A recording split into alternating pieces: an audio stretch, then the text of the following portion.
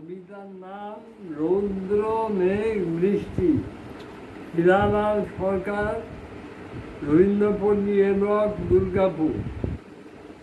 গ্রীষ্ম যখন দাপিয়ে বেড়ায়, চৈত বৈশাখ জ্যৈষ্ঠ মাসে গাছগাছালি শুকিয়ে মরে, একটি ফোঁটা জলের আসে।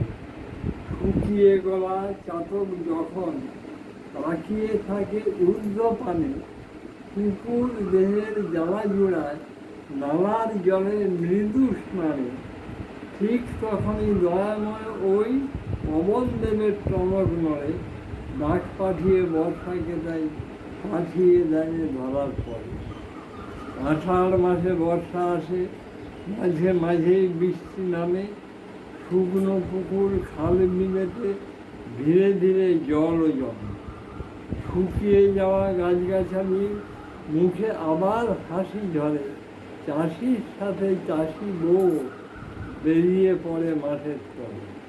ধান্য রোপণ করে মাঠে, তাদের মুখে ফোটে হাসি, দেবতাকে তাই দেয় সাধুবাদ গ্রামের যত চাষিবাসী। আষাঢ় পেরোয় শ্রাবণ আসে, জল ভরা মেঘ ঘুরে বেড়ায়, সকাল থেকেই পাগলা আকাশ এক নাগাড়ে বৃষ্টি ঝরায়।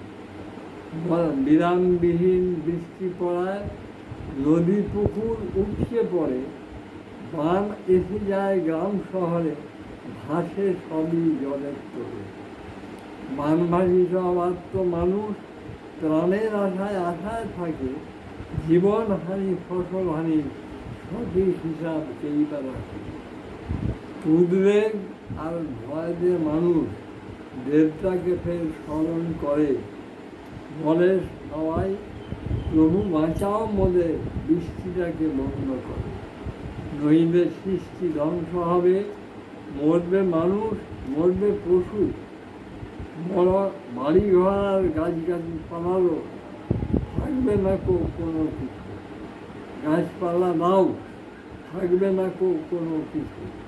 এত কিছুর পরেও কিন্তু আবার যখন গ্রীষ্ম আসে, তখন সবাই আশায় থাকি আবার কখন বৃষ্টি আসে। হয়েছে।